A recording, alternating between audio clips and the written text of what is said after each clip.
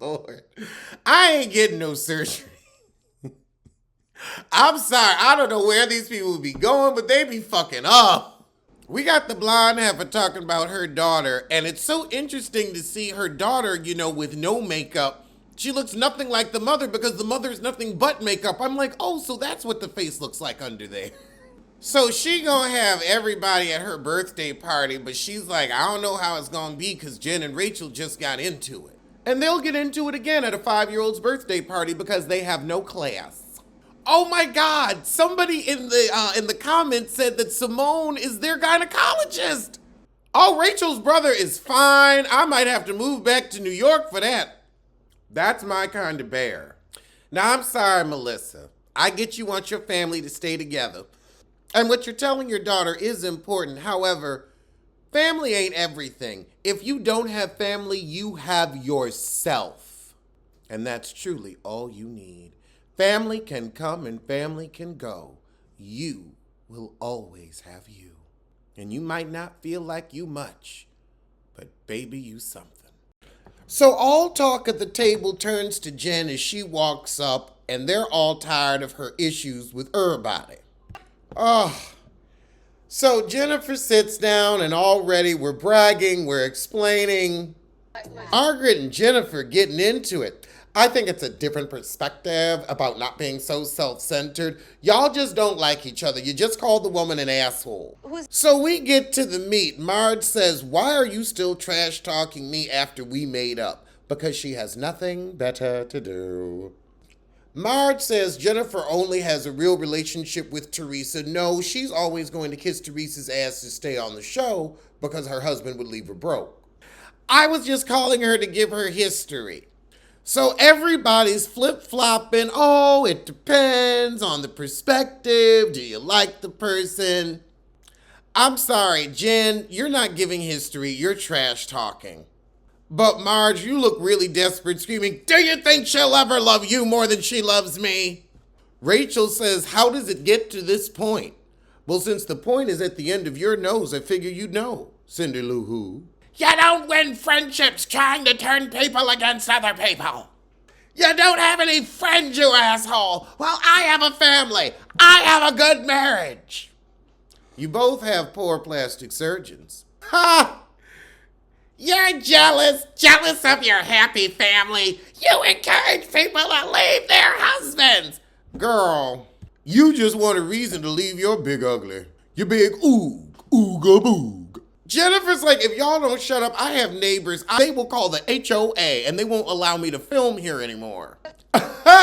You are nothing but a disheveled little drug addict. Margot, you watching the show? That was an Alex Rodgers alliteration. Child, Margaret go to leave. Jen ain't letting her leave. The disheveled little drug addict. Ooh, it's what she is. Damn, that was a good read, Marge. So Jennifer gets thrown out. Teresa goes out with her, and Jennifer's still saying Marge is jealous. Again, of what? Ha! After that, Jen throw the rest of them out. I don't blame them. I'm sure the rest of the episode will be a snore. Oh, God, it's the 5-year-old's birthday. It might end with a fight then. So the new heifer's talking about how they don't like how things went down at Jennifer's dinner. So the blonde heifer go to work the room. Rachel goes to sit down, and who walks in but Heifer for Aiden? She drops her children off and makes a beeline for Rachel. So Rachel says, how do you feel after yesterday? AKA looking at you like, Heifer, you crazy. And she said, everything I say just gets spun around like with you. Jennifer said, I didn't call you to talk about the Lolo. I called you to talk about our fucked up nose jobs. But you want to say I was talking about the Lolo, which you were. You just mad she told. Maybe she likes not to be able to smell poo, looking like Cindy Lou Who. You perceived it was talking shit. I was just giving you the history. I'm not still mad about it. Yes, she is, Heifer. Yes, she is. Ha! Rachel said in Jennifer Aiden's mind, she makes sense. Rachel said, whatever your shit is with her, work it out with her. I'm not getting involved. Disengage. Well, she ain't even got to pinch her nose to disengage. Oh, God, now Teresa show up. You ain't got no kids. Why you here? Jen running over. She called me a disheveled drug addict. Weed is not drugs. This bitch admitted it. This bitch admitted it. That's not the response to that kind of an accusation. Oh my God. Not Kojak with a wig. I can see it. I can see it. I can see it. Oh my God, Jennifer is doing it again. So her and the two new heifers is standing with Teresa. So now they all talking. The two new heifers, Jennifer, and our chimpanzee couple. Jennifer's still whining about Margaret. And Teresa, of course, joins the chorus and says, isn't Margaret all about women empowerment? So Rachel walks up and Teresa says, man, you're talking about Margaret. I can't take the screaming. Louie's like, let me get out of here. So now she goes into, Laura was telling us that she tells Teresa to leave Joe all the time and Melissa could do better and Joe's the male chauvinist. What are you married to? I don't trust her as far as I can throw her and you shouldn't either. My God. Rachel's like, didn't we just have this conversation?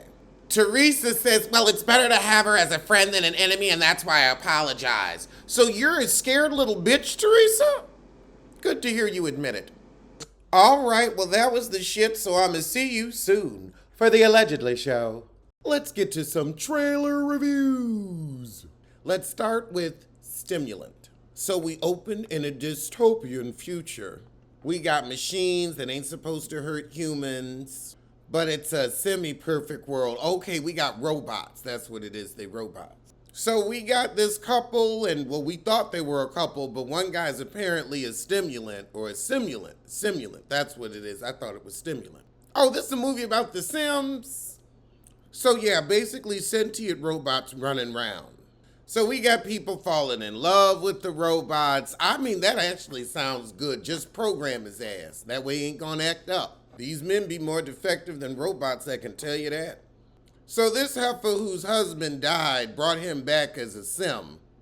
And now she thinks his soul is in the sim. Sound good to me. It looks cute. This looks cute, a cute Saturday movie. Wait a minute, there's a Dungeons and Dragons movie? Oh, let me peep this. Oh, and with Chris Pine. I'ma look at this. I've always heard about Dungeons and Dragons, but I've never played it. I did, however, play a little Magic the Gathering. So Chris Pine and some kids with magical powers is running from a dragon. Very Hobbit Mordor type style, but with more of a comedic twist than The Hobbit. So we got evil forces executing people. We gotta save, I don't know, our town, our world, our planet, whatever these people is on. And we've got raspy voice Michelle Rodriguez, who gives me a Mona Scott Young tea. Okay, that's coming out the 31st. You might want to take the kids to see that. All right, let's look at the trailer for Supercell. Okay, so this is apparently giving us Twisted 2. I mean, the music is similar and everything. Good soft horns and woodwinds. You know, music that screams Oscars of the 90s. Pepperidge Farm remembers. We got a storm chasing Pappy who passed. Oh God, not Alec Baldwin. I don't want to look at his butt. Child, this is not giving me the original Twister. It was better. They could have left this alone. Left it alone. Oh, this is Anne Heche's last movie. It's a shame it's a stinker. Well, I'm going to see you soon for something.